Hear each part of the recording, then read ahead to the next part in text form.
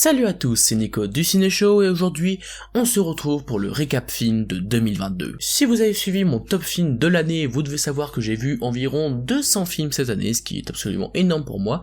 Et du coup il y a plein de films dont je ne vous ai pas parlé qui sont sortis en 2022. Depuis plusieurs mois je vous parle chaque mois des sorties du mois d'avant, donc il y a quand même pas mal de sorties dont je vous ai déjà parlé. Mais il y a tout de même je dirais une quarantaine dont je ne vous ai jamais parlé, et donc ça va être l'occasion de vous en parler avec cette vidéo. Je préviens d'avance qu'il est possible que j'en ai oublié certains, voilà, j'en ai vu tellement qu'il y en a peut-être certains que j'ai oublié de glisser dans la vidéo. De même, s'il n'y a pas beaucoup de films français, ou en tout cas certains films français auxquels vous pensez, c'est parce qu'il y a une autre vidéo qui va arriver plus tard, qui sera le meilleur du cinéma français en 2022, où là on va revenir sur toutes les très bonnes sorties qu'on a eues en France. Et enfin pour finir, on va essayer d'aller assez rapidement, parce qu'il y a beaucoup de films, il y en a une quarantaine, donc je vais essayer d'être assez rapide pour pas que la vidéo soit trop longue, et j'espère dans tous les cas qu'elle va vous plaire. C'est parti pour le récap film de 2022. On commence avec les comédies avec Un talent en or massif, un film d'action comédie avec Nicolas Cage et Pedro Pascal, qui est un film un petit peu méta sur la carrière de Nicolas Cage et que j'ai vraiment beaucoup aimé. Je trouvais que c'était une comédie d'action qui fonctionnait très bien, l'humour était bon, les références à la carrière de Nicolas Cage fonctionnaient, l'action était plutôt pas mal et le rythme était vraiment nickel, donc super divertissement, je me suis vraiment marré devant, il y a même l'affiche d'ailleurs dans mon décor qui est juste derrière, donc ça vous prouve que j'ai quand même plutôt bien apprécié le film, donc je vous encourage à le découvrir si ce n'est pas encore fait. Ensuite, El Buen Patron, une comédie sociale si je puis le dire, dans le sens où on va suivre un patron d'une entreprise qui est joué par Javier Bardem, c'est un film espagnol au passage, qui va donc, voilà, on va suivre ce patron qui va subir plusieurs problèmes, notamment de grève d'ouvriers par exemple, et c'est un film qui fonctionne très bien, un petit peu loin à mon goût, mais il y a plusieurs scènes qui fonctionnent très bien dans le côté assez humour noir, on va se moquer un petit peu justement de ces patrons, ou même parfois des ouvriers, c'est un peu, voilà, une comédie un peu satirique, qui va revenir sur le monde du travail. J'ai trouvé que ça fonctionnait plutôt bien, que c'était plutôt intéressant, et même plutôt drôle durant certains passages, donc je vous encourage à le découvrir là encore, si ce n'est pas encore fait. Ensuite, une comédie française qui n'a pas beaucoup plu, et je peux comprendre, c'est Big Bug, le nouveau film de Jean-Pierre Jeunet, qui a quand même une belle carrière avec notamment Amélie Poulain, et Big Bug, c'est un film que j'ai bien apprécié, à titre personnel, sans plus, voilà, j'ai pas trouvé ça exceptionnel, je comprends ce qu'on lui reproche, mais d'un autre côté, je trouve quand même que la direction artistique a son charme. Alors oui, c'est assez kitsch, je pense que dans tous les cas c'est volontaire, et à titre personnel ça m'a pas forcément dérangé. Ce qui m'a plus dérangé, c'est qu'il y a certains passages qui sont clairement inutiles et qui n'apportent rien à l'histoire, en plus de pas être particulièrement drôle. Donc voilà, je trouve quand même que le casting s'en sort bien, que la direction artistique est pas mal, donc voilà, j'ai pas passé un mauvais moment devant, c'était quand même un petit peu trop long pour ce que c'est, il y a des passages qu'on aurait pu retirer, mais voilà, c'est pas forcément méchant, et j'ai quand même passé un plutôt bon moment dans l'ensemble. Ensuite, Kung Fu Zora, une comédie assez spéciale, dans le sens où je pense pas avoir détesté, je pense même avoir plutôt bien apprécié, mais c'est un mariage assez bizarre entre une comédie et un film qui dénonce les violences conjugales. Du coup ça donne quelque chose d'assez bizarre et on sait pas trop sur quel pied danser. D'un autre côté, la scène de baston finale est pas si mal filmée, il y a 2-3 passages qui fonctionnent, mais c'est vrai que le rythme est bizarre. Vraiment, ce film est assez spécial, je sais pas trop quoi en penser. Dans tous les cas, je pense pas avoir adoré, j'ai trouvé ça juste sympa, mais ça m'a pas plus marqué que ça. Mais je peux comprendre qu'il plaise pas lui non plus, parce que il y a un truc assez bizarre avec ce film, je trouve. Ensuite, Glass Onion, la suite d'À couteau tiré, j'avais beaucoup aimé le premier, j'ai beaucoup aimé ce deuxième film, grâce au casting bien entendu avec un Daniel Craig vraiment irrésistible, il est vraiment excellent dans le rôle de Benoît Blanc, une mise en scène vraiment toujours aussi créative de Rian Johnson, très posée, mais en tous les cas je trouve qu'elle est vraiment très cool, et un casting 4 étoiles, une histoire qui se suit avec grand plaisir, un peu prévisible sur certains aspects, mais d'un autre côté je trouve que c'est tellement bien raconté dans la façon dont Rian Johnson nous présente ce mystère, que en fait ça me dérange pas, et j'ai vraiment passé un super moment devant ce film, c'était vraiment un kiff. Ensuite, 2 comédies françaises que j'ai pas trop aimées. D'abord il y a Fraté, qui est un film qui se déroule en Corse avec Thomas N'Gijol et je ne sais plus le reste du casting, qui raconte l'histoire entre 2 frères qui vont là encore se retrouver. J'avoue que j'ai pas forcément apprécié, j'ai trouvé ça sympa, mais ça m'a pas plus marqué que ça. J'avoue que le film m'a pas beaucoup fait rire, m'a pas fait ressentir beaucoup d'émotions. C'était pas très long, pour le coup ça a duré 1h20, 1h30. Mais voilà, j'ai pas plus aimé que ça m'a pas beaucoup parlé à titre personnel. Tout comme le film suivant, à savoir Tendre et saignant, la dernière comédie dont on va parler aujourd'hui, qui est une comédie française avec Arnaud Ducret notamment, qui est pas forcément méchante, ça reste un film à peu près correct, mais c'est tellement oubliable. Je l'ai vu il y a un an maintenant, parce que j'avais vu en avant-première, je crois, et j'en ai presque aucun souvenir. Voilà, ça montre bien à quel point c'est une comédie qui m'a très très peu marqué, c'est assez banal, c'est pas mauvais en soi, c'est juste que c'est trop banal, il y a aucune surprise, et voilà. Donc même si le casting est pas si mal que ça, personnellement ça m'a pas plus marqué. On passe maintenant au drame, il y en a beaucoup. On va commencer par les Banshees d'Inisherin, ça peut être aussi considéré comme une comédie, mais j'ai plus tendance à voir ça comme un drame, qui est du coup un film avec notamment Colin Farrell, Brendan Gleeson, Barry Keoghan, et c'est un film que j'ai pas mal apprécié. Je trouve que déjà les décors sont sublimes, très très bien filmés, il y a vraiment une ambiance super, le casting est au top, je trouve vraiment que les acteurs sont géniaux, notamment Barry Keoghan qui est un acteur que j'aime beaucoup. Sinon, l'histoire est sympa, avec ce petit côté burlesque qui marche durant plusieurs scènes de comédie, avec notamment Colin Farrell qui est excellent dedans, mais qui est un peu trop forcé, notamment avec l'histoire des doigts, que j'avoue, à titre personnel, ça m'a pas vraiment convaincu, ça passait au départ, mais après, je trouve ça trop absurde et ça me sort un peu du film.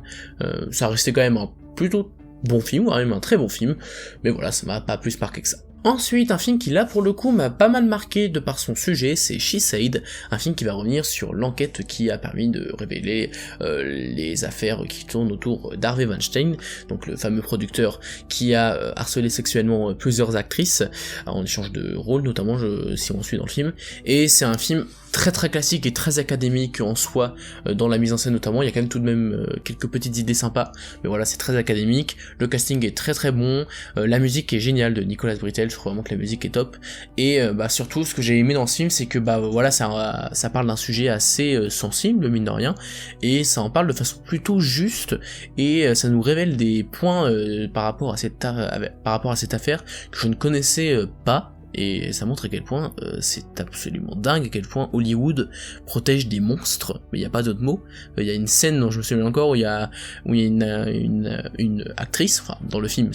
c'est à la fois une actrice, mais c'est une actrice dans le film aussi, qui en gros on va expliquer qu'elle a dû signer un contrat de Miramax pour ne pas avouer qu'elle a subi des attouchements sexuels de la part d'Harvey Weinstein. Donc c'est vraiment quelque chose de assez perturbant et qui fonctionne très bien, et voilà, le film est assez important en soi pour ça dénonce quelque chose d'important,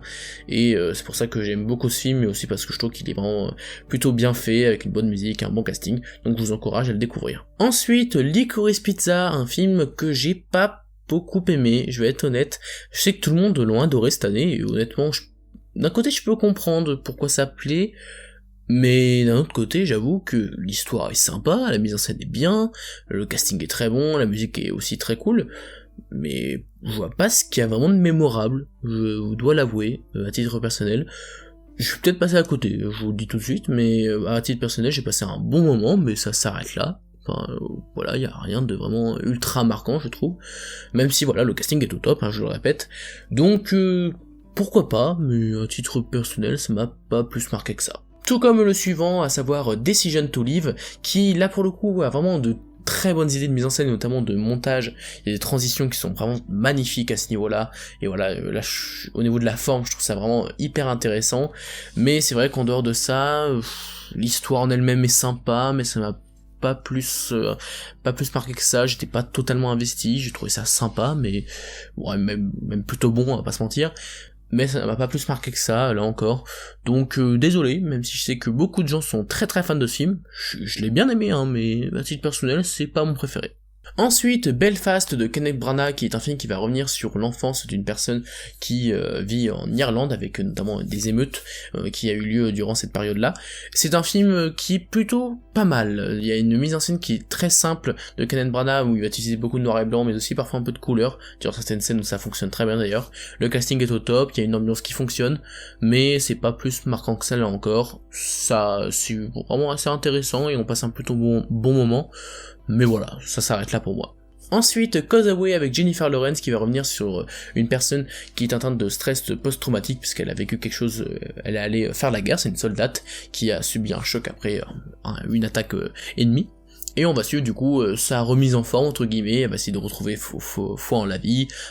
avec la rencontre d'une personne qui va un petit peu l'aider. C'est un film avec de très bons acteurs, une belle photo, et voilà, ça fonctionne plutôt bien, mais là encore c'est pas ultra mémorable. On a beaucoup vu ce genre de film dans d'autres films, en tout cas on a déjà vu beaucoup ce genre d'histoire dans d'autres films, ce qui fait que c'est pas plus marquant que ça. Ça fonctionne, hein, on va pas se mentir, ça reste un film qui fonctionne et qui est plutôt bien, mais voilà, sans plus.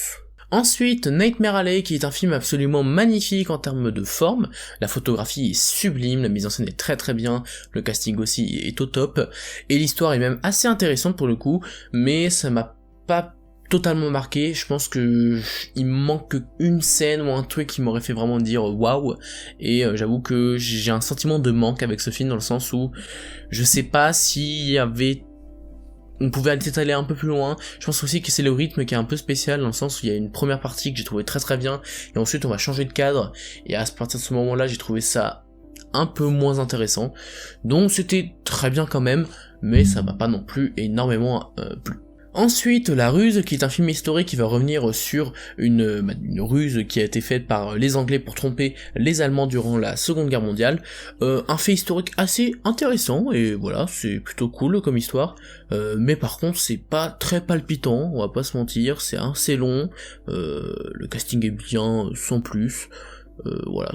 en soi le film m'a pas plus marqué que ça, j'ai trouvé ça sympa, mais voilà. Ensuite, Anne Frank, ma meilleure amie, qui est un film adapté bien sûr du livre Le Journal d'Anne Frank, et là pour le coup c'est vraiment pas un film que j'ai apprécié. Je trouve qu'il est très maladroit, que le rythme est vraiment très très mal géré à cause de flashbacks qui reviennent à plusieurs moments et qui fonctionnent pas très bien. La représentation des camps est pas très convaincante, on n'est pas vraiment investi, on sent pas vraiment le drame ou la tension. Il y a juste une scène où on sent un petit peu de drame entre les deux parce que on suit l'ami aussi d'Anne Frank, mais sinon voilà, ça m'a pas plus convaincu que ça. En plus, Anne Frank dans ce film en tout cas est assez insupportable je trouve en tant que personnage,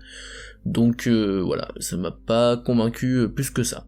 Ensuite, on a le film Vivre, qui est un remake d'un film de Kurosawa, qui est donc un film que j'ai beaucoup apprécié grâce à la performance de son acteur principal Bill Nighy, et voilà, j'ai vraiment beaucoup aimé cette histoire. Alors c'est un remake, donc est-ce qu'on peut vraiment féliciter le film pour ça, je ne sais pas, mais le film en lui-même en tout cas est très sympathique, plutôt bien rythmé, il y a des scènes qui marchent très bien, et on ressent même pas mal d'émotions sur la fin, donc voilà, un film avec un très beau message et qui m'a donc pas mal touché, et donc je vous encourage à le découvrir si c'est pas encore fait. Et enfin, le dernier drame dont je vais vous parler aujourd'hui, c'est le film Les Promesses, un film français qui va parler notamment de politique, et un film assez long. On va pas se mentir, je pense que là je vais être honnête, et surtout je pense, moi, le sujet du film ne m'a pas parlé, c'est vraiment pas un sujet qui m'intéresse. Je pense que j'ai pas tout compris en fait de ce dont je parlais de film, ou peut-être je l'ai bien compris, mais pour moi c'est abordé pas de façon très intéressante. Dans tous les cas, j'avoue que j'ai été assez extérieur à ce film. Il est pas forcément mauvais, mais vraiment j'ai pas pris beaucoup de plaisir à le regarder. J'ai trouvé ça très long, et voilà, le sujet m'a pas intéressé, tant pis. On passe au thriller, il y a 4 films à vous présenter. On a d'abord le film The Chef, qui est un film en plan séquence où on va suivre des restaurateurs durant une soirée, et d'ailleurs le plan séquence est absolument incroyable, c'est tellement bien maîtrisé à ce niveau-là, le casting est génial, il y a une tension constante dans ce film, et vraiment je peux vous le dire, j'ai adoré ce film. Il a été à 2 doigts de finir au moins dans mes mentions honorables. Je sais même plus d'ailleurs si je l'ai mis dans mes mentions honorables. Dans tous les cas, voyez ce film, c'est vraiment une petite pépite de tension, de mise en scène et d'acting. J'ai vraiment adoré ce film, c'est vraiment super top. Ensuite, un film que j'ai rattrapé tout récemment et que j'ai trouvé vraiment pas mal, c'est le film The Outfit avec Mark Rylance, qui est sorti qu'en VOD aux États-Unis. Je l'ai vu sur Canal et j'ai trouvé ça plutôt pas mal en termes de huis clos. C'est un film très maîtrisé au niveau de sa mise en scène, très simple mais très efficace. Pareil pour le casting, le scénario a plusieurs rebondissements qui pour moi fonctionnent et semblent pas forcés ou incohérentes. Moi ça me semblait plutôt pas mal, donc j'ai été vraiment diverti, j'ai passé un super moment devant, et là encore je vous encourage à le découvrir. Ensuite, le film Fall, où on va suivre 2 femmes coincées tout en haut d'une tour, et c'est un film qui m'a énormément plu. Je trouvais que le suspense fonctionnait super bien. Déjà les effets spéciaux sont pas si mal, je m'attendais à pire notamment au niveau de la bande annonce, mais honnêtement ça passe plutôt bien. Il y a peut-être 2-3 plans un petit peu plus bizarres, mais dans l'ensemble ça fonctionne vraiment bien. Il y a une tension énorme durant certains passages. En plus j'avoue que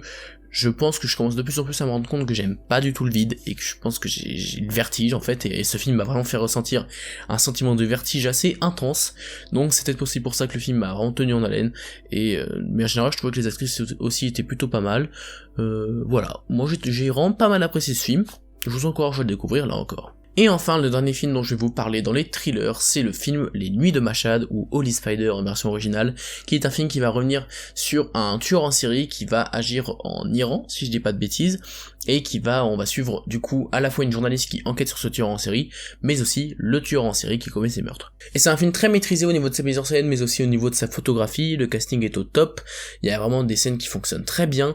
Le sujet aussi est très intéressant, parce qu'on va parler notamment du fait que le tueur est en partie protégé par la population de cette ville, alors je me rappelle plus exactement dans quelle ville ça se passe, mais dans tous les cas, on essaie vraiment de faire passer un message politique assez fort à travers ce film, et je trouvais que ça fonctionnait super bien, et au passage l'affiche du film est magnifique, je sais pas ce que vous en pensez, mais je trouve vraiment que cette affiche est absolument sublime, et donc voilà, c'est un film que j'ai vraiment pas mal apprécié pour son sujet, qui est vraiment hyper intéressant, c'est assez fort comme film, et je vous encourage à le découvrir. On passe au film de science-fiction, il n'y a que 3 films dans cette sélection. On a d'abord Les Crimes du futur de David Cronenberg, qui est un film de science-fiction que j'ai pas mal apprécié à titre personnel, j'aime beaucoup le casting, l'histoire est assez intéressante avec ce traitement notamment du corps par rapport au sexe aussi, parce que justement en gros le plaisir qu'ils ont dans cette dystopie entre guillemets, c'est que la douleur est le nouveau sexe, en gros, pour la faire courte, c'est assez spécial là dit comme ça, et même dans le film c'est assez barré, mais il y a une ambiance super cool, il y a des plans qui sont vraiment assez marquants, et voilà, il y a des passages qui fonctionnent très bien, ça m'a pas non plus totalement marqué, mais j'avoue que à titre personnel c'est mon premier film de Cronenberg, et j'ai trouvé ça vraiment super à titre personnel, donc voilà, je vous encourage à le découvrir. Ensuite on a le film Netflix Mother Android avec Chloé Grace Moretz, qui est une actrice que j'adore et que je trouve magnifique au passage, et c'est un très bon film de science-fiction, j'irais peut-être pas très bon, c'est un bon film avec un concept sympa, avec un casting très bon, les décors sont pas parfaits pour le coup, on sent vraiment le côté un peu studio par moment, pareil pour la mise en scène qui est pas hyper intéressante, mais j'avoue que j'ai beaucoup apprécié suivre ce personnage et certains événements du film, notamment sur la fin, que j'ai trouvé assez fort, donc voilà, c'est un film que j'ai quand même pas mal apprécié. Et le troisième film, je viens de me rendre compte que j'en ai déjà parlé en fait, c'est le Holiday Special des Gardiens de la Galaxie que j'avais trouvé plutôt sympa, mais j'en ai parlé dans ma vidéo des films de novembre. Tout comme le film d'action dont j'avais l'intention de parler juste après, à savoir Violent Night, dont j'ai aussi parlé dans cette vidéo, et qui est un très bon film d'action que je vous conseille. Et d'ailleurs, on parle des films d'action, il y a 2 films d'action dont je voulais vous parler, c'est d'abord Le Contracteur, avec Chris Pine, qui est un film d'action que j'ai trouvé très très efficace. C'est très peu surprenant, il y a 0 surprise, et voilà, j'ai pas été plus surpris que ça. Par contre, je trouve que la mise en scène s'en sort plutôt bien, que le casting est bon, et qu'on s'ennuie pas du tout, donc c'est un film d'action simple mais efficace. Tout comme le film d'après, à savoir 355, qui était un gros flop je crois au box-office, mais que j'ai bien apprécié, je trouve que le casting est sympa, que les scènes d'action sont pas si mal, alors pas parfaites non plus, ils sont pas ultra maîtrisés, mais voilà, c'est un film là encore, je suis plutôt client des films d'action assez simples mais efficaces, du moment que c'est pas non plus totalement horrible, et qu'il y a un bon casting, je passe un bon moment, et ça a été le cas avec ce film, les actrices sont très cool, et j'aime beaucoup Diane Kruger notamment. Donc voilà, j'ai passé plutôt un bon moment. Ensuite, on continue avec les films d'animation et pour enfants, avec d'abord Le Monstre des Mers, qui est un film d'animation Netflix que j'ai pas mal apprécié, mais qui m'a très peu surpris, le scénario est assez prévisible, par contre la direction artistique est très sympa, le film se suit avec plaisir, l'humour marche bien, les personnages sont attachants, donc ça fait le boulot, mais à titre personnel, ça m'a pas plus marqué que ça. Ensuite, Luck, qui est un film d'animation Apple TV+, que j'ai pas mal apprécié pour le coup, le concept du film est vraiment hyper intéressant et assez original, j'ai trouvé ça très très cool comme concept, et il y a des scènes qui fonctionnent bien, les personnages sont très attachants, le doublage français au passage est très bon, Loa n'est pas parfaite non plus dans le rôle principal, mais je trouve qu'elle s'en sort plutôt bien, c'est surtout le chat qui est un doubleur qui a joué dans d'autres films et qui fonctionne très bien, et voilà, le film marche plutôt bien, c'est plutôt drôle, c'est divertissant, donc moi j'ai pas mal apprécié. Ensuite, le film Disney qui est sorti cette année et dont tout le monde se fout, j'ai l'impression, c'est assez bizarre, c'est Avalonia, l'étrange voyage, qui est un film plutôt sympa là encore, avec un concept plutôt plutôt déjà vu, dans le sens où c'est un peu un film à la Voyage au centre de la Terre par exemple, mais ça marche plutôt bien, les personnages sont attachants, c'est divertissant, l'humour fonctionne à peu près, il y a en plus une petite révélation sur la fin par rapport au véritable lore du film, et que j'ai trouvé plutôt cool comme révélation, c'est pas extraordinaire mais ça passe bien. Le seul regret c'est qu'il n'y a pas de vrai méchant défini, c'est vrai que ça devient récurrent chez Disney, et que c'est un petit peu dommage qu'il n'y ait pas de méchant sur lequel se référer, parce que on a, par exemple avec DreamWorks, avec le loup, ou même Jack Horner, on a vu qu'il y avait possibilité de faire des méchants marquants encore aujourd'hui, donc ce serait bien que Disney revienne à une formule avec des méchants, ce serait plutôt cool. Ensuite, Enzo le Croco, qui est un film qui m'a étonnamment plu, dans le sens où c'est l'un des moins pires dans les films très commerciaux, parce que c'est clairement un film très commercial, assez superficiel, mais les musiques fonctionnent à peu près, le film se suit avec plaisir, l'humour passe plutôt bien, les effets spéciaux, bon, c'est pas non plus extraordinaire hein, pour un film de ce type-là, mais ça passe à peu près. Voilà, c'est un divertissement familial qui fait le boulot, c'est pas extraordinaire, mais ça reste quand même mieux que d'autres films de ce type que j'ai vraiment pas apprécié, genre Clifford qui est sorti l'année dernière, que j'avais vraiment pas aimé. Ensuite, Sonic 2, qui est la suite du film Sonic, et qui est un film que j'ai pas mal apprécié là encore, que j'ai trouvé mieux sur certains aspects que le premier. Le premier je trouve mieux dans le sens où les personnages étaient plus attachants, mais dans ce 2 le rythme est encore mieux, les scènes d'action sont vraiment impressionnantes, la mise en scène est pas si mal, les effets spéciaux sont mieux, il y a pas mal de choses qui sont mieux dans ce deuxième film, mais il y a aussi d'autres trucs que j'aime moins, mais ça reste un divertissement honnête et j'ai passé un plutôt bon moment devant ce Sonic 2. Et enfin, le dernier film un peu axé pour les enfants, c'est La Petite Nemo et le Monde des Rêves, qui est un film Netflix avec notamment Jason Momoa, que j'ai plutôt bien apprécié, voilà, j'ai pas trouvé ça extraordinaire, les effets spéciaux sont pas parfaits, il y a 2-3 points, 2-3 scènes qui fonctionnent pas totalement, mais l'humour passe à peu près, les personnages sont très attachants, ça marche plutôt bien, il y a aussi un discours qui est fait sur le fait de grandir et de devenir adulte, qui m'a un peu parlé, et j'ai trouvé ça plutôt intéressant comme sujet, ça va pas hyper loin, on peut regretter ça un petit peu, mais voilà, ça reste un film plutôt sympathique en soi. On termine cette vidéo avec plusieurs films d'horreur, on commence avec Scream, c'est donc le 5e film de la saga Scream, que j'ai énormément apprécié, tout comme le reste de la saga. Le seul que j'aime pas trop c'est le 3, que j'apprécie quand même, mais c'est vraiment pas mon préféré. Tout le reste je les aime vraiment beaucoup, et ce 5e film ne fait pas exception à la règle, puisque je trouve qu'il y a toujours des scènes hyper marquantes, que c'est très drôle, que il y a des passages qui justement font des références au cinéma d'aujourd'hui, avec notamment des parallèles faits avec Star Wars 8 et Rian Johnson qui m'ont beaucoup plu, j'ai trouvé ça hyper drôle, et en totale cohérence avec ce que la saga faisait avant, donc moi à titre personnel, ce Scream je l'ai vraiment beaucoup apprécié. Ensuite on a le film Uma, qui là pour le coup est un film d'horreur dont je n'ai pas beaucoup de souvenirs, hein, je vais être honnête, ça m'a pas plus marqué que ça. Dans mes souvenirs, le casting était sympa, il y avait 2-3 idées par rapport à la créature pas si mal, mais ça va vraiment pas assez loin, et j'ai très peu de souvenirs de ce film au final. Ensuite, un film français d'horreur qui avait du potentiel pour être bon, mais au final c'est assez raté, je trouve, c'est Deep Fear. C'est un film d'horreur où on va suivre plusieurs jeunes qui vont se retrouver dans un bunker affilié à l'Allemagne nazie, voilà, donc c'est assez particulier, et justement il va y avoir des petits trucs par rapport à ça. Et en soi, le film a du potentiel, mais déjà le casting est pas dingue, je trouve pas qu'il joue je trouve qu'il joue pas super bien. Bon, après ça reste quand même mieux que d'autres films de ce genre, mais voilà, c'était pas extraordinaire. La créature et tout le scénario en soi est assez nanardesque en fait, voilà, sur la fin surtout, ça part trop loin et en fait on perd un peu le fil et ça devient un peu relou. Donc à titre personnel, ce Deep Fear avait du potentiel, mais ça m'a vraiment pas convaincu. Ensuite, un film qui a beaucoup plu, mais personnellement ça m'a pas plus convaincu que ça, c'est The Innocents. Je vois vraiment pour le coup ce qui a plu chez les gens, la mise en scène est vraiment bien, le casting des enfants est génial, ils jouent super bien, c'est assez impressionnant, il y a des scènes qui marchent très bien, notamment avec un chat qui est assez spécial et qui met un peu mal, mais sinon ça m'a pas non plus retourné, je vais être honnête, donc ça reste un très bon film et je comprends pourquoi il plaît, mais voilà. Ensuite, The Power, un film d'horreur qui se déroule dans un hôpital psychiatrique, non juste un hôpital, qui est pas si mal là encore, avec des idées de mise en scène qui jouent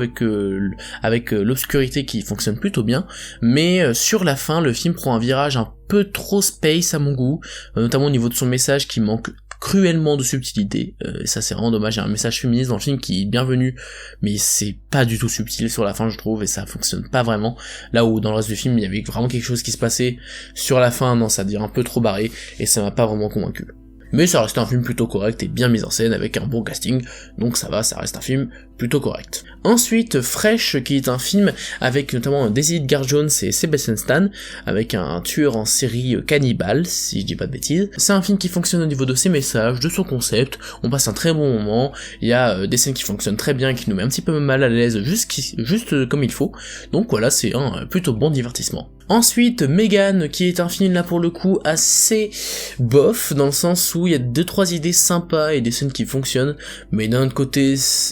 certaines scènes sont affreusement banales, et d'autres sont complètement barrées pour rien. Genre à un moment donné, il y a la Megan qui va chanter, elle va commencer à chanter durant certains passages, genre what the fuck, notamment un passage où elle va chanter Titanium, j'ai rien compris, je sais, c'est totalement barré durant ces passages là, je comprends pas du tout pourquoi ils ont fait ça. Du coup le film en lui-même est pas surprenant, mis à part ces scènes là bien sûr, donc ça passe, mais c'est pas extraordinaire, et voilà, c'était... En plus il y a une suite qui a été annoncée, je pense pas qu'elle est vraiment nécessaire. Et enfin, le dernier film de ce récap film, c'est Deadstream, un film fan footage, où on va suivre un streamer qui va faire une sorte de défi dans une maison hantée, et j'ai trouvé ça super cool pour le coup. C'est un fan footage qui est plutôt intelligent, parce qu'il va utiliser notamment le concept du live, avec Twitch notamment, là c'est pas Twitch pour le coup dans ce film, et il va l'utiliser pour à la fois marquer l'humour, parce que c'est aussi un film humoristique en grande partie, et moi ça m'a beaucoup fait rire. J'avoue que le caractère du personnage qui est un peu insupportable, mais c'est volontaire, moi ça m'a beaucoup fait rire, et voilà, le film est plutôt bien mis en scène, c'est un gros délire, ça fait parfois un peu peur tout de même si c'est surtout une grosse série B assumée, voire une série Z sur certains aspects. Moi j'ai trouvé ça très cool, c'est personnel, voilà, c'est un film que j'ai beaucoup aimé, et personnellement je vous encourage à le découvrir. Voilà, c'est la fin de ce récap film, j'ai presque plus de voix, j'ai enchaîné, désolé si j'ai été très rapide, mais bon, faut essayer d'être rapide pour gagner un petit peu de temps. J'espère que la vidéo vous a plu, si c'est le cas, n'hésitez pas à vous abonner, à liker et à partager la vidéo, et quant à moi, je vous dis à la prochaine pour parler de cinéma, mais en attendant, c'était Nico du Ciné Show, à bientôt.